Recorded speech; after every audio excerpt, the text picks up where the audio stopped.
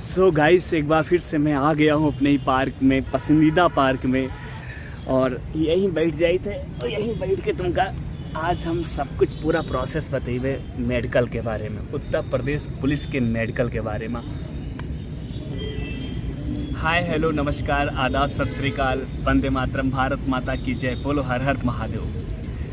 साथियों, जैसे कि आप सभी को पता है, उत्तर प्रदेश पुलिस में 60,244 वैकेंसी आई थी, जिसका पेपर हो चुका है, रनिंग हो गई है, डीवी भी हो गया, मतलब डॉक्यूमेंट वेरिफिकेशन भी हो गया, पीएचटी मतलब फिजिकल स्टैंडर्ड टेस्ट भी हो गया है।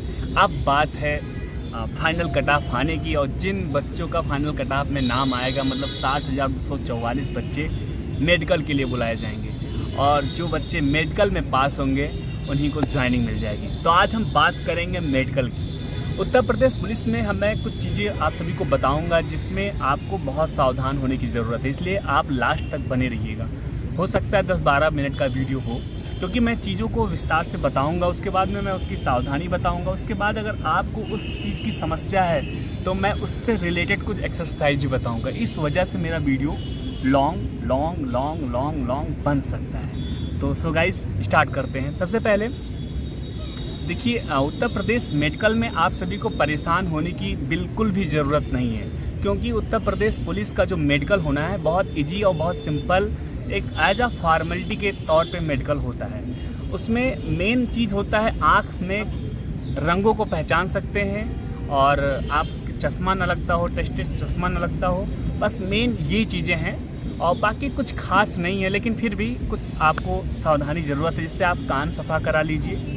और कैरी एंगल, ये हाथ में ना एक कैरी एंगल होता है, आप देख लीजिए मेरे में कैरी एंगल नहीं। कैरी एंगल का मतलब ये जो टूनी है ना, इस दोनों में अगर अटैच हो रहा है, अगर आप ऐसे कर रहे हैं और ये दोनों में अटैच हो रहा है, तो आपको कैरी एंगल है। उसके लिए एक एक्सरसाइज है, मैं आप सभी को बताऊंगा अभी लास्ट में। और आपके ये पैर, मैं बता रहा हूँ, ये जब आप खड़े होते हो तो ये पैर जो है दोनों एक दूसरे से अटैच नहीं होना चाहिए।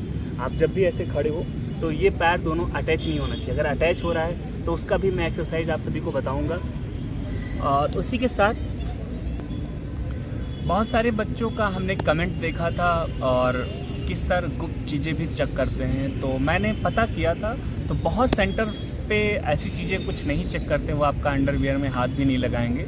लेकिन कुछ ऐसे भी सेंटर हैं जहाँ पे चेक करते हैं, जैसे अगर आपको बवासीर या ऐसी कोई प्रॉब्लम होती भी है, अगर चेक करते हैं उसमें आता भी है, तो आपको परेशान होने की बिल्कुल भी ज़रूरत नहीं है, क्योंकि आपको री मेडिकल के लिए टाइम मिलेगा, कम से कम 15 से 25 दिन का टाइम मिलेगा। उसमें आप सर्जरी करा लेंगे और एकदम फिट हो जाएंगे। ओके, तो और भी कुछ चीज़ें हैं जो मैं आपको बताना चाहूँगा।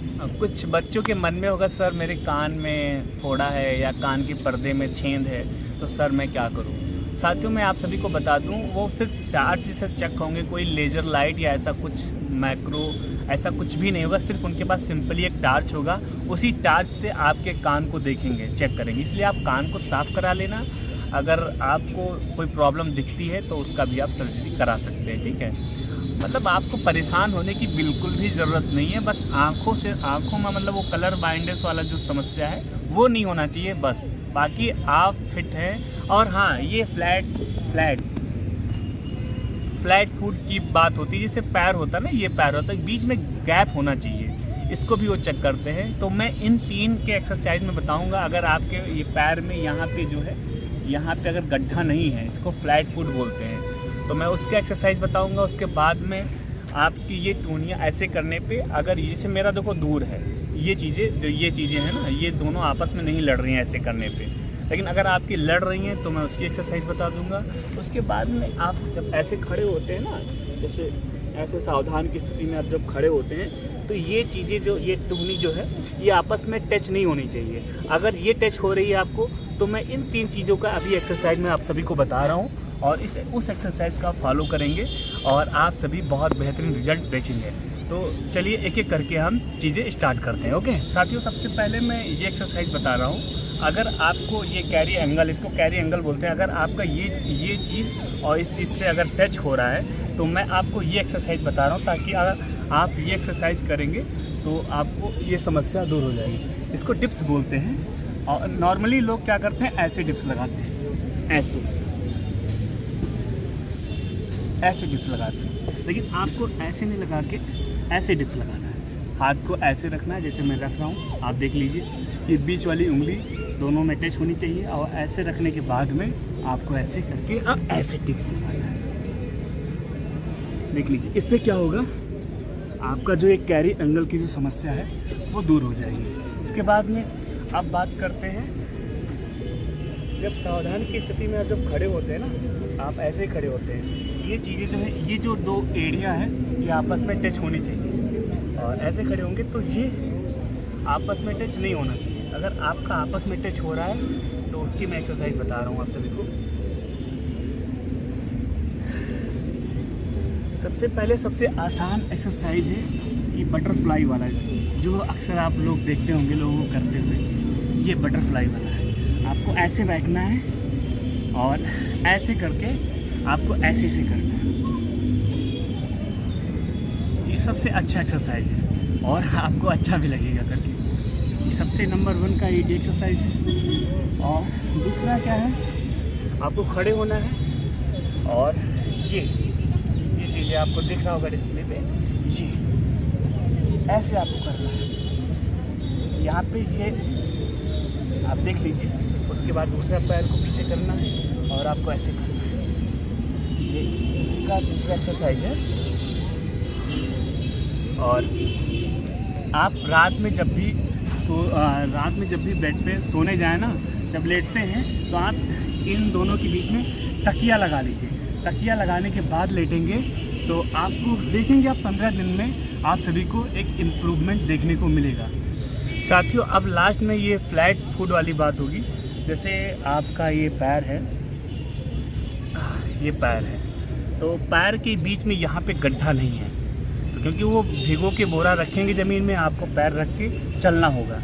तो ये फ्लैट, अगर ये गड्ढा नहीं है तो उसे फ्लैट फुट बोलते हैं, अगर गड्ढा है तो आप फिट हैं। तो उसके लिए आपको क्या करना है, सबसे पहले आप एक सीसी ले लीजिए, सीसी बोतल जिसे बोलते हैं, उसमें गर्म पानी भरिए, उसके बाद उसको ज़मीन पर रख दीजिए और उसके बाद में अपने पैर से ऐसे ऐसे करके दबाइए और करिए एक्सरसाइज। से क्या होगा, जो यहाँ की मसल्स होंगे, मांसपेशियाँ होंगी, वो आगे पीछे हो जाएंगी, शिफ्ट हो जाएंगी और यहाँ पर गैप ऑटोमेटिकली बन जाएगा। ठीक है साथियों। और आप ऐसे भी आप कहीं भी कोना दिखता है तो वहाँ भी रख के पैर को दबा सकते हैं। आप थोड़ा बहुत गर्म तेल करके मालिश कर सकते हैं, यहाँ के जो मसल्स हैं उनको आगे पीछे करके, इस तरीके से आप मसाज कर सकते हैं। ओके,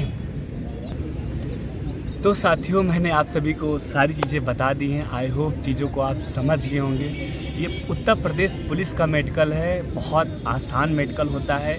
आप सभी को रत्ती भर परेशान होने की ज़रूरत नहीं है। जो ज़रूरी था मैंने वो आप सभी को बताया है, ये बहुत ज़रूरी था। बाकी अगर आपके शरीर में, हो सकता है आपके यहाँ जहाँ सेंटर जाए वहाँ का जो मेडिकल वाला डॉक्टर हो सकता है बहुत स्ट्रिक्ट हो, बहुत ईमानदार हो, बहुत ईमानदारी के साथ आपकी जांच करे, चेक करे। अगर थोड़ा बहुत अगर 19-20 कोई प्रॉब्लम होगी तो वहीं पर सॉल्ट आउट हो जाएगा, आपको परेशान होने की ज़रूरत नहीं है। लेकिन अगर थोड़ा सा ज़्यादा चीज़ें होती हैं तो आपको रीमेडिकल के लिए टाइम मिलेगा, 15 से 20 या 15 से करीब में 1 महीना तक टाइम मिलेगा। आप उसमें चीज़ों को रिकवर कर लेंगे। ओके, तो मेरी तरफ से आप सभी को अग्रिम शुभकामनाएँ। और मैं समझ सकता हूँ कि आप लोगों ने बहुत मेहनत किया है यहाँ तक पहुँचने के लिए। और मैं हमेशा मैं महाबली से, महादेव से, अपने प्रभु भगवान से मैं हाथ जोड़ के निवेदन करूँगा कि आप सभी को अगर यहाँ तक लाए हैं तो आप सभी को कामयाबी दें, वर्दी भी आपके शरीर पे ज़रूर पहना दें, ताकि आपकी जो ये मेहनत है ना, ये ज़ाया ना हो। क्योंकि मैं समझ सकता हूँ आपके परिवार में कितनी खुशियाँ आएंगी जब आप कामयाब हो जाएंगे, जब आप घर लड्डू लेकर जाएंगे, अपने माँ से बोलेंगे मम्मी मैं पुलिस में हो गया, मेरा सिलेक्शन हो गया। आपके बाप की छाती एकदम चौड़ी हो जाएगी, उनको बहुत प्राउड फील होगा कि मेरा बेटा सिपाही में हो गया है। तो साथियों, बस यही था। वीडियो को लाइक करिएगा, चैनल को सब्सक्राइब करिएगा। मैं महादेव से प्रार्थना करूंगा कि आप सभी को जल्दी कामयाबी मिले। तथा अगर आपके मन में कोई डाउट है या किसी प्रकार की चीज़ें हैं जो आप में हो सकता है मैंने कुछ ना बताया हो और आपके मन में डाउट है तो कमेंट करिए, मैं एक वीडियो और बना दूंगा, छोटी वीडियो बनाऊंगा 2 से 4 मिनट का, और मैं उन सारी चीज़ों को कवर करूंगा। तो सो गाइस, फिर मिलते हैं एक नेक्स्ट व्लॉग में। जय हिंद, वंदे मातरम।